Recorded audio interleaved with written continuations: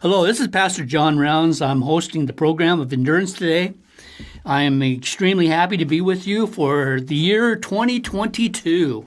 I hope that you had a really good Christmas and going on to a happy New Year's. It's already from taping this, it'll be the fourth day of the month, and we have had a boatload of snow, I call it. I think this is the most snow I remember because I've been here most of my life, if not all my life, that I think this is the most snow we had within 10 years.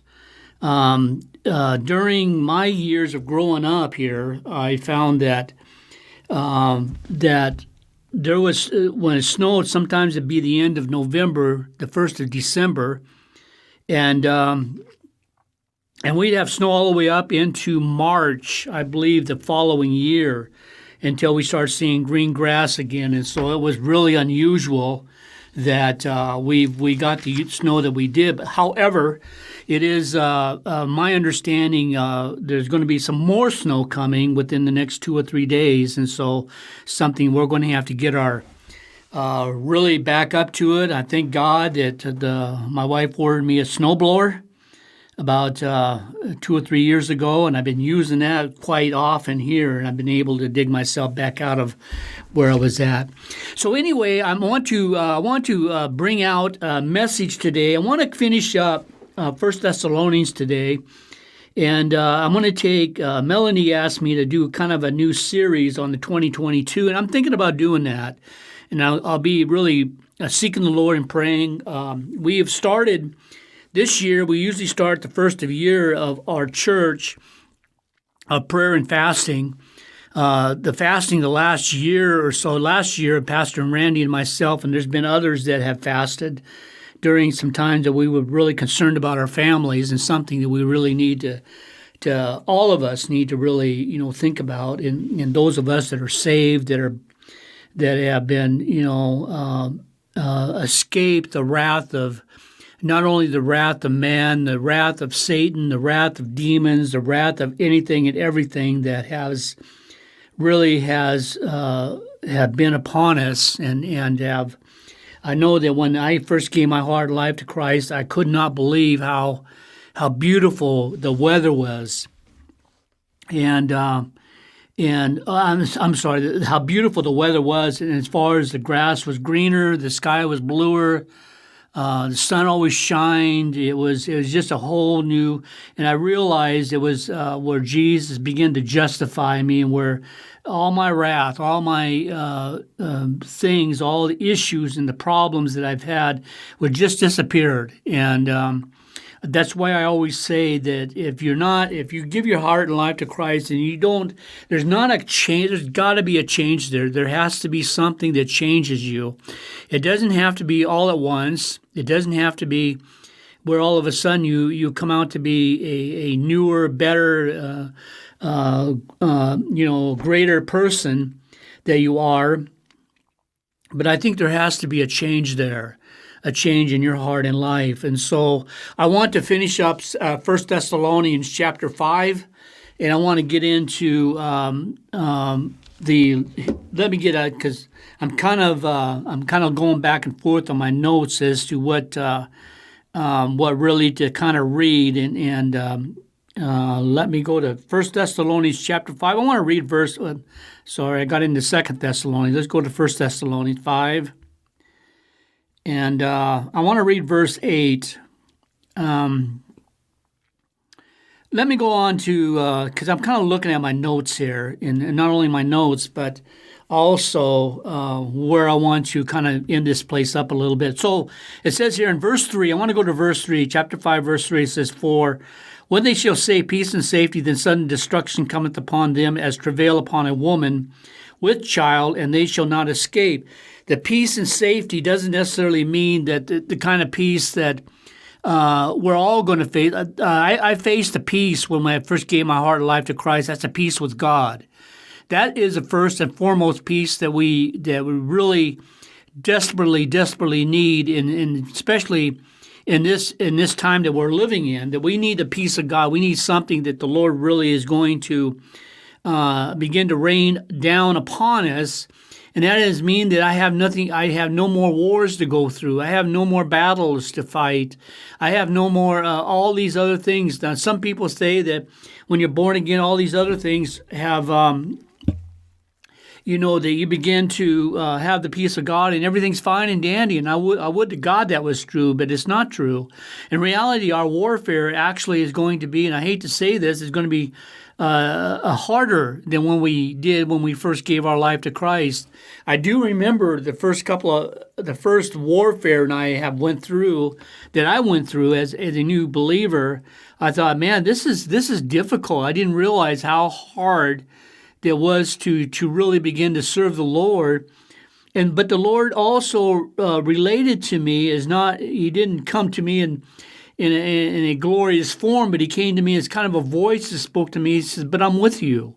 I'm with you all the way. You're not alone. So you're with me. Just keep the faith. Keep on going." And that's something that I've always kept.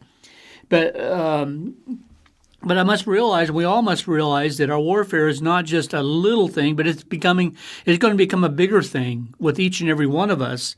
As the warfare goes on, it's going to be greater warfares. It's going to be more of mountaintops and then valleys. It's going to be sometimes a double mountaintop or triple, and sometimes we'll go through warfares that'll last a week, a month, a year. Sometimes 2 months, sometimes 6 months.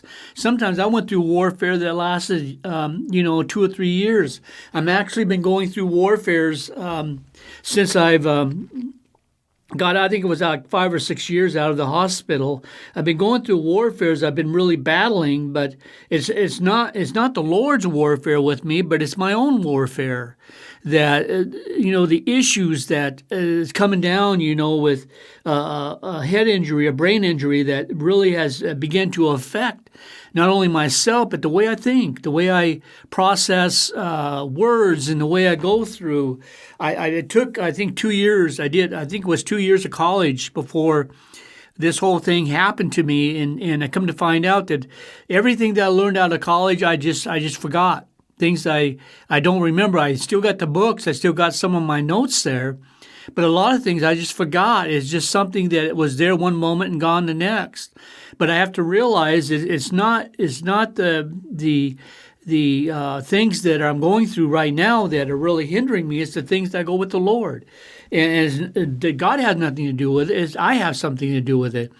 And something that I've really been searching and seeking the Lord for. But this 2022 is something that is very important. And in the title of the message, I wanted to bring out the message today is "But you." But you, is this the year for you? 2022, is this the year that you really that you're going to say, okay, enough's enough. I've had enough. And it's something that I'm really going to really worship and serve the Lord. I'm going to read the Bible more. I'm going to go to church more. I'm going to do what I can in the Lord. I'm going to labor more. I'm going to do the things that the Lord wants me to do and not just kind of let it go or pass it on to somebody else and let them do it. We have some very good. We got a very young church. That's one thing. My a cousin that has come down and actually has been in our church. I think 3 or 4 times since we've actually started opening up the new buildings and stuff. And he's looked at that and he was just awed by the whole thing. He was just totally amazed by it. He said, "I never thought in my wildest dreams that I'd ever see something like this." And because his dad, my uncle, Jim, was the one who started that church. And he said, he said, if Dad would have seen this, I don't think he would have known what to say or what to do and stuff, because it was just a small church when it began. Now, all of a sudden, it runs between 100 and plus and stuff. And so we've been doing very well at it. And so it's one of those things that he's come along. He said, but one thing I've noticed, I looked around, we have such a young church. There's young people here.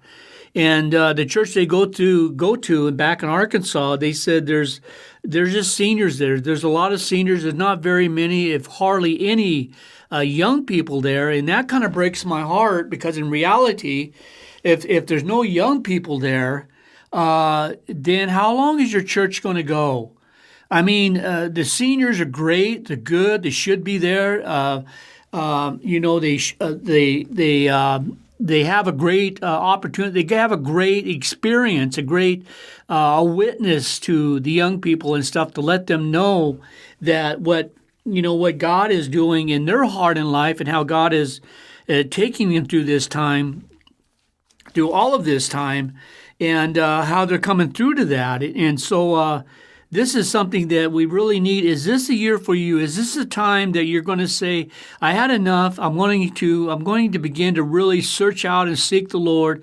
And like I said, I'm going to read the Bible more. I'm going to go to church more. I'm going to labor more. I'm going to do all of these things that I feel that are very important, what the Lord wants me to do and stuff. And so this is the kind of year. It's interesting how this year began, because it's like any other year. We can go all the way back. I think of today as 22 years since the year 2000, and it just kind of amazes me how fast that time has went by. I remember 2001 and 9/11, and remember some of the other 10 years later of the sicknesses and that is coming down, and actually that's in March of 2020, and you take a look at that. I think it's around 15, 20 years later, and each of these times, I think, and I believe that each one of the judgments, and I think these are a part of judgments that God is that beginning to, judge this, judge this nation. I kind of swallowed the wrong way, but has judged this nation has been once every 15 to 20 years. And this time, diseases, we're going into some other, certain kind of diseases again. So this time is going on 3 years that we're going through these things again. But can we truly say within ourselves? I know I've said it. I said it, coming up to 2022. I said it. I said this is going to be my year. This is going to be the year I'm really going to search out and seek the Lord to see what He really wants in my heart and life. My ministry, everything about me can change. I'm not wanting to hang on to things that I've hung on to since that I've given my life to Christ, and Christ has called me out into ministry. If God wants to change my ways, that's totally up to Him. I serve Him. He doesn't serve me. He's the one who's omniscient, omnipotent, and there's omniscient, omnipotent, and omnipresent. There's a third term. He's everywhere at the same time. He's with us at all the time, and he's there. And so this is something that we really need to get our heart in our life with, and so, but from January 31st, from 11:58 to 59, we knew this year was going to come up. Every one of us did. There's not one of us from all over Europe to all over the world. In reality, we knew 2022 was going to come. There's 2021. A lot of people are saying, thank God it's over with. We have as a church have suffered tremendously as people. We've lost a lot of people. I shouldn't say a lot, but we lost some very potent people and people that we're really going to miss. And I think about them from time to time. In actuality, I go and visit with my mom from time, and there's a lady that always comes by. I don't think there was a day when I was there she didn't come by. She always had questions for me. She always talked to me. A senior lady, and Thelma was her name. And I often look out and I think, I miss Thelma. There's that green car I always look at that pulls right into the driveway, and I said, there's Thelma. And she's always there. She's always, my mom and I talk about it, but she's no longer there. She's went on to be with the Lord, and I'm thankful for that. And I don't want to bring her back. I want her to really enjoy what God has really have for her.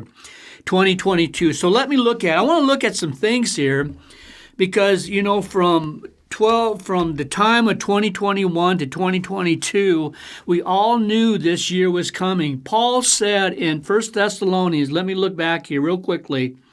1 Thessalonians, I have to go back. Okay, 1 Thessalonians, but the time and the season, and that's what he said, but the time and the seasons, brethren, we have no need that I write unto you. So Paul was saying, okay, I already explained the part about prophecy, and I have to. I've done, I think, the best that I can possibly can. I know there's probably within the next few months, however, I usually try to go back to it at least once every year and kind of bring it out. Not because I think that the seniors or the people going down or going up from my age would know it, but so that the younger people should know it. Because there's like 8 different things here that I wrote out concerning the times and the season. We knew this year was going to come. Now, this could be, it's interesting. We want to start something new. There's always something we want to start new each and every year. Now, the last few years, I never really gave it much thought. The only thing I thought about, well, I got to go back and read through the Bible one more time, and that doesn't turn me off about it. That turns me on about it. I want to go back and read it one more time, if anything, 2 more times, or however long the Lord wants me to read through it.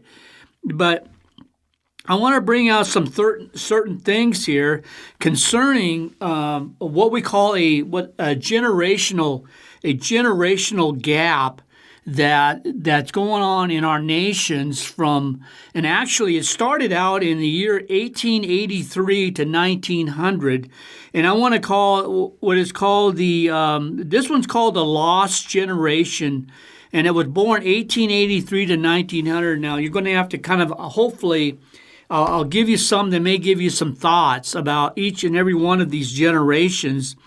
And this is a generation, in reality, it's individuals that were born during World War I.